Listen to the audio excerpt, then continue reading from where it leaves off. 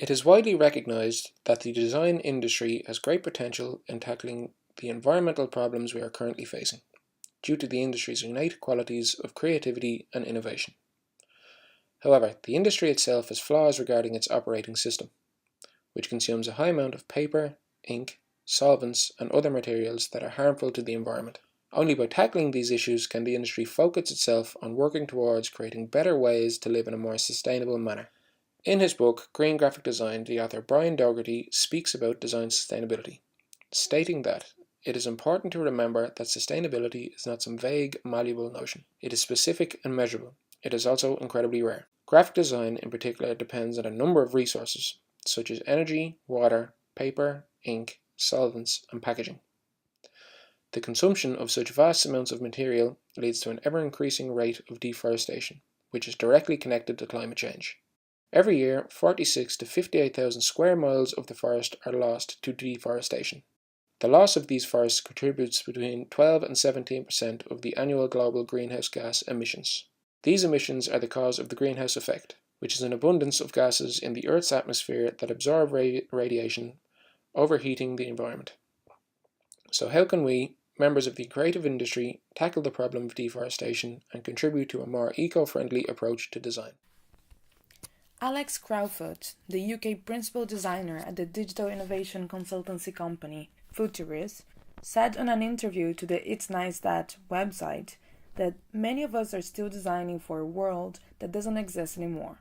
A world that believed resources were limitless, fossil fuels could be used with no implications, and waste would just sort of disappear.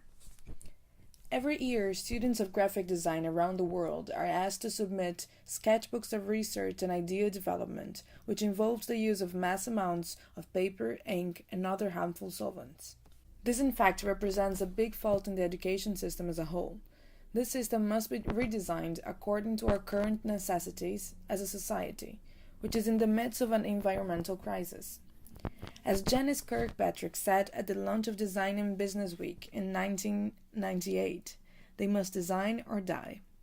While different design disciplines adopt sustainable development methodologies and tools, the graphic design industry still lacks this paradigm.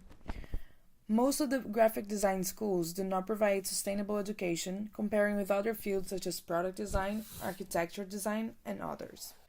An example of an initiative attempting to tackle this problem is the annual environmental campaigns run by University of the Arts London, which in 2018 was named Useful or Beautiful, and encouraged the creative response to the challenge of recycling and reducing waste. The participants salvaged discarded materials from the university and repurposed them into something useful, beautiful, or both. In California College of the Arts, art and design are taught so that students can get a deep understanding of the processes in which they, as makers, play a pivotal role in sustainability as a global, social, economic, environmental, and practice-based concern. As they affirm on their website, their aim is to equip every student graduate with the tools they need to create art and design in a way that's socially and ecologically responsible. Nowadays, technology has provided us with the means to adopt a graphic design process that does not produce as much waste as we currently do. Even with the recent shift towards electronic file management and cloud computing, paper products still remain an important commodity in today's society. Graphic designers contribute to a project's development beginning with the ideation process and ending with the delivery stages. Such process depends highly on the commodity of paper, which could almost be entirely replaced by technological tools available to the public. During the research phase, Evernote and Pinterest are examples of tools that can be employed by designers to collect and collate research without printing, reducing the usage of paper, inks, and other environmentally harmful solvents. During the development phases, designers avail of digital tools such as Photoshop, Autodesk, and Procreate to generate ideas in a digital format. Finally, when it comes to showcasing their work, other software and tools are available, such as Behance, WordPress, and Adobe Portfolio. However, a downside of the replacement of physical methods with digital ones is the increase in energy consumption, which is mostly produced through the burning of fossil fuels. According to the United States Environmental Protection Agency, The burning of coal, natural gas, and oil for electricity and heat is the largest single source of global greenhouse gas emissions. With a global effort to substitute fossil fuels with renewable sources, we can promote a design industry that is fit into working with the environment and not against it, so that it can then focus on working for it. The graphic design industry contributes as a key visual communicator and marketing tool for different industries inside and outside the creative sector. Therefore, its role to achieve sustainability becomes even more important. As Brian Dougherty said in Green Graphic Design, we don't want to sustain, we want to thrive.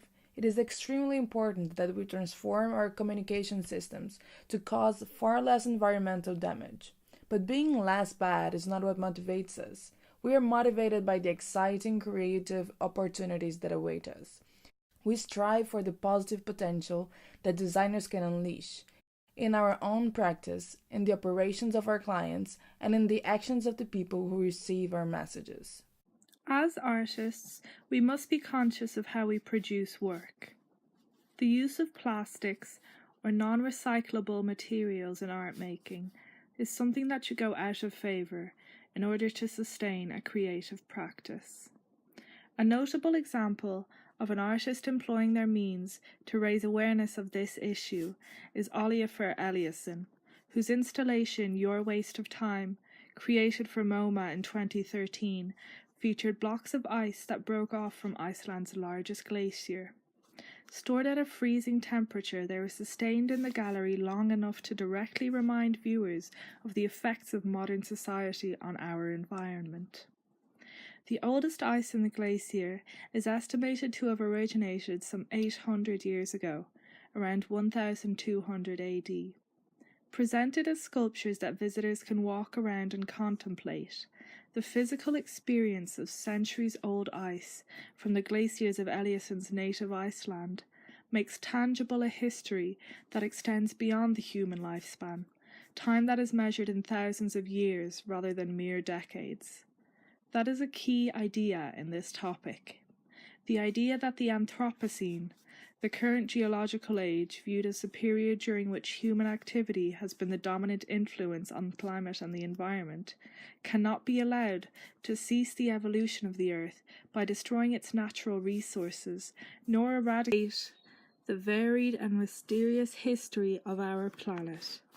Taking into account the relatively short time span of human presence on Earth, it is our duty to protect our home, and the innovative, creative minds of this generation are developing the technology and knowledge to do so. Bernard Stiegler is a French anthropologist who has devoted his career to spreading the imminence of the many threats our current society poses for our future.